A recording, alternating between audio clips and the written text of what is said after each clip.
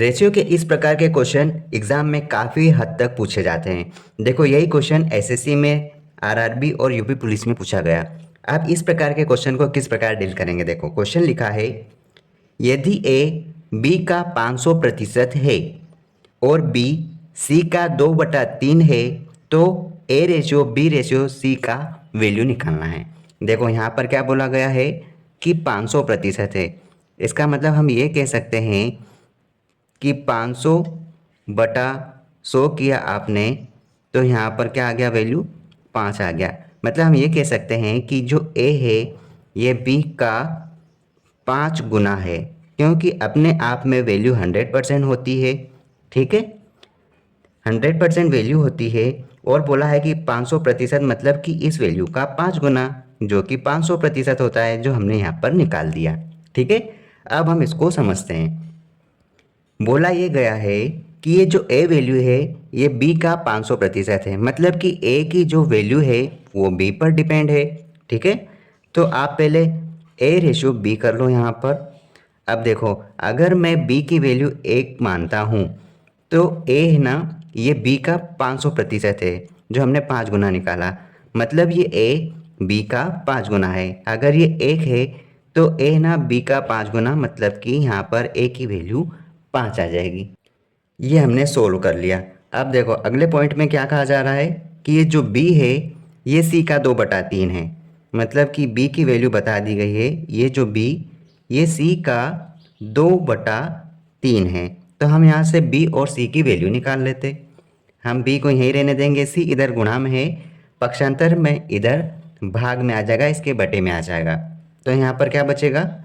2/3। मतलब ये कहा जा सकता है कि बी की वैल्यू 2 और सी की वैल्यू 3 है। तो हमको यहाँ पर देखो ए और बी की वैल्यू यहाँ पर पता चल गई रेशियो में, और यहाँ पर बी और सी की वैल्यू पता चल गई, जो कि ये भी रेशियो में है। अब हम इसको सोल्व करते हैं। देखो हम यहाँ लिखेंगे A ratio B ratio C. यहाँ पर ए बी की वैल्यू और यहाँ पर बी सी की वैल्यू दे रखी।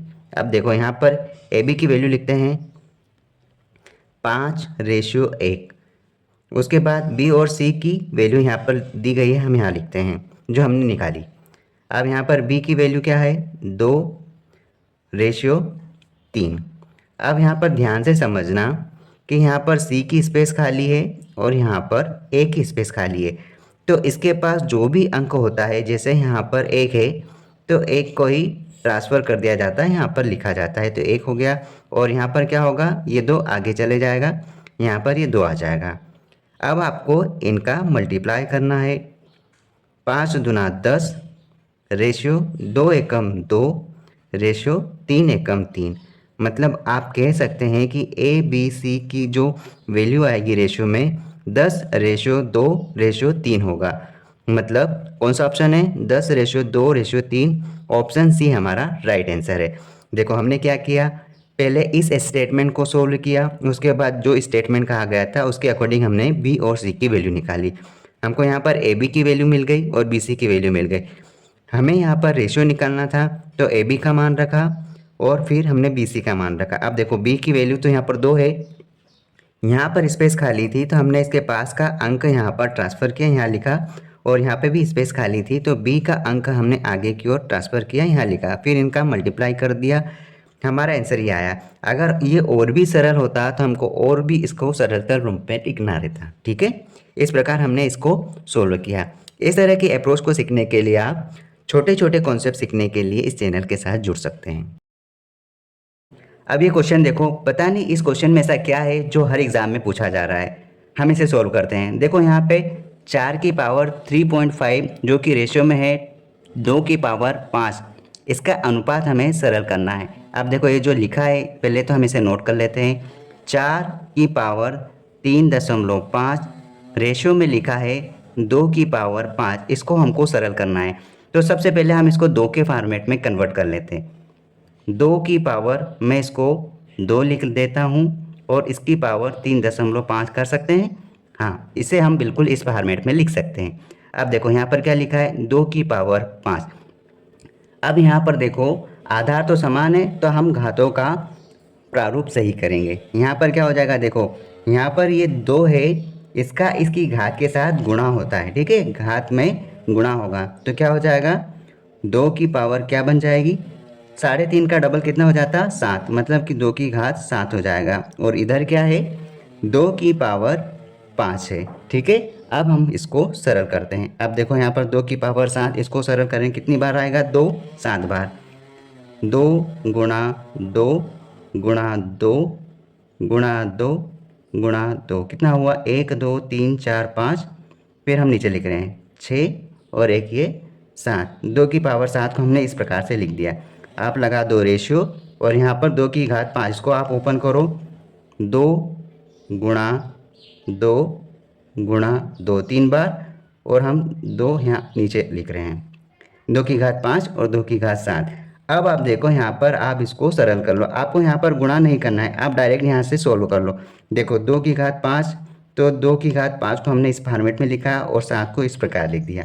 अब आप 2 से 2 काट दो, 1 2 3 4 5, इधर के जो 5 है इधर हम 2 की घात 5 इस प्रकार से काट देंगे, 3 4 5। अब हमारे पास सिर्फ इधर एक बचा है, 0 नहीं बचा है क्योंकि 2 एकम 2 एक बार कटा है और इस प्रकार से इधर हमने 2 एकम 2 काटे हैं। अब यहाँ पर देखो, यहाँ पर सब एक एक बार कटे हैं। अब यहाँ पर हमारे पास सिर्फ एक ये 2 और एक ये 2, मतलब कि 2 की घात 2 बची है। हम यहाँ ऊपर लिख देते हैं 2 की घात 2, मतलब कि यहाँ पर 4 और रेशियो में 1 बचा है। तो हम इसको इस प्रकार सोल्व करेंगे जो कि 4 रेशियो 1 बनेगा। बच्चों को यहाँ पर अधिकांश इसको सोल्व करते नहीं आता है और यही शायद लॉजिक बार बार एग्ज़ाम में रिपीट हो रहा है कि हमें ये बताना है कि इसको सरलतर रूप से किस प्रकार फाइंड कर सकते हैं। इस प्रकार से इसका आंसर होगा ऑप्शन 4। हम इसको डायरेक्ट ये भी कर सकते हैं, 2 की घात 5 और 2 की घात 7 है, तो देखो 2 की घात 5 तो पूरा कंप्लीट यहाँ से कट जाएगा, तो सिर्फ हमारे पास 2 की घात 2 बचेगा। तो हम यहाँ पर डायरेक्ट लिख सकते थे 4 रेशियो 1, जो हमारा डायरेक्ट आंसर आ जाता। इस प्रकार भी सोल्व कर सकते थे, ठीक है। इस प्रकार के छोटे छोटे कॉन्सेप्ट सीखने के लिए आप चैनल के साथ जुड़कर अपनी तैयारी को, अपने मैथ्स को और बेहतर बना सकते हैं।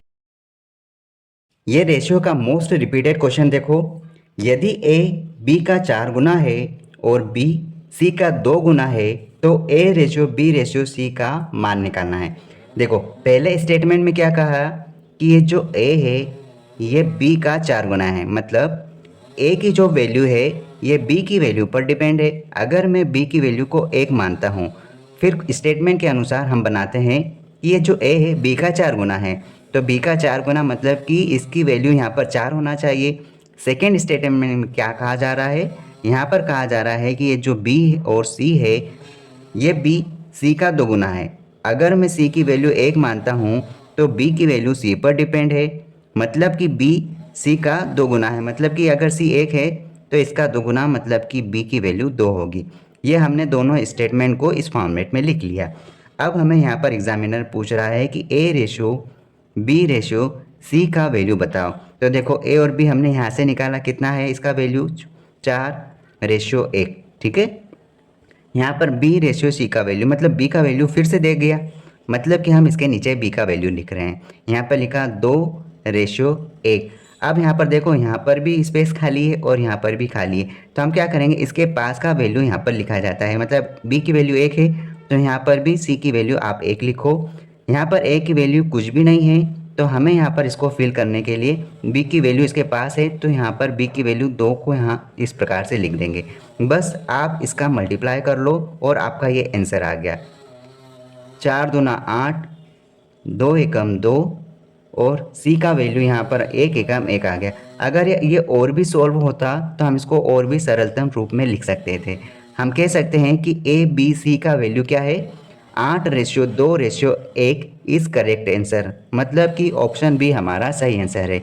इस प्रकार से हम इस मेथड से रेशियो के क्वेश्चन को सॉल्व कर सकते हैं। ये क्वेश्चन देखो, ये एसएससी और अन्य कंपटीशन एग्ज़ाम का सबसे फेवरेट क्वेश्चन है और ये क्वेश्चन रेशियो टॉपिक का सबसे इम्पोर्टेंट क्वेश्चन है। इस क्वेश्चन को आप बनाने का तरीका समझो। एक थैले में 20 रुपये, 10 रुपये और 5 रुपये के नोट जो कि 3:4:5 के अनुपात में है।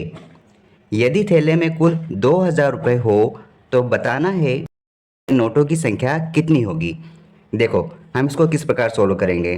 हम देखते हैं कि कोई ए थैला होगा, बी होगा और सी होगा। हम इसके अनुसार सोल्व करते हैं। अगर ए थैले में हम देखते हैं यहाँ पर रुपये कितने हो सकते हैं, 20 रुपये एक थैले में, बी थैले में 10 रुपये और सी थैले में 5 रुपये के नोट हैं। ठीक है, और इनका अनुपात मतलब कि यहाँ पे दे रखी है कि इनकी क्वांटिटी क्या होगी। ए थैले में 20 रुपये के नोट की क्वांटिटी यहाँ पर 3, यहाँ पर बी थैले में 4 और सी थैले में 5 है। ये है रेशियो के फॉर्मेट में। तो आप यहाँ पर देखो कि टोटल रुपये कितने हैं। यहाँ समझो, यहाँ पर टोटल रुपये कितने हैं। ए थैले में हम देखें कि 20 रुपये के जो नोट है वो 3 है, तो कितने टोटल रुपए हो गए यहाँ पे 20 गुणा 3, मतलब कि ए थैले में 60 रुपये हुए। बी थैले में देखो 10 रुपये के 4 नोट है, तो कितने यहाँ पर 40 रुपये हुए। और सी थैले में 5 रुपये के 5 नोट है, मतलब कि हम यहाँ पर क्या कर रहे हैं पता है, हम यहाँ पर इनका मल्टीप्लाई कर रहे हैं। तो यहाँ पर सी थैले में 25 रुपये हुए। लेकिन अगर हम देखें कि टोटल तीनों थैलों में कितने रुपए बनते हैं, तो टोटल तीनों थैलों में 60 प्लस 40 प्लस 25, 100 और 25, 125 रुपये बनते हैं। लेकिन क्वेश्चन में क्या कहा है कि यदि थैलों में कुल 2000 रुपये हो, हमारे अकॉर्डिंग यहाँ पर 125 रुपये बन रहे हैं और क्वेश्चन के हिसाब से 2000 रुपये बन रहे हैं। तो हम क्या करेंगे, इस 125 के बराबर 2000 रुपये रख देंगे और आप इसको डायरेक्ट सॉल्व करोगे। अगर आप 25 की टेबल से काटते हो तो कितनी बन जाएगा, 25 पंजे 125, 25 आटे 200 और ये 1 0। 5 की टेबल से फिर काटेंगे, कितनी बार जाएगा, 5 एकम 5 और यहाँ पर हो जाएगा एक बार, फिर बचेंगे यहाँ पर 3, तो 5 हैं 3, 16 पंजे 80, मतलब कि 16 की टेबल से कट जाएगा। आपने यहाँ निकाला कि एक की वैल्यू यहाँ पर 16 ही है। अब आपको जो एग्ज़ाम में पूछा जा रहा है, क्वेश्चन में पूछा जा रहा है, वो आप यहाँ पर आराम से निकाल सकते हैं। आपको कहा है कि 10 रुपये के नोटों की संख्या बताइए। अब 10 रुपये के नोट कहाँ हैं, बी थैले में, और बी थैले में जो 10 रुपये के नोट है उनकी संख्या कितनी है, 4। तो आपको कह दिया है कि नोटों की संख्या बताना है, तो 10 गुणा 4 गुणा 16, तो आप कह सकते हैं 16 चौक 64 नोट है। ऑप्शन सी हमारा राइट आंसर है। इस प्रकार के इस टाइप के क्वेश्चन को सोल्व किया जाता है। ठीक है।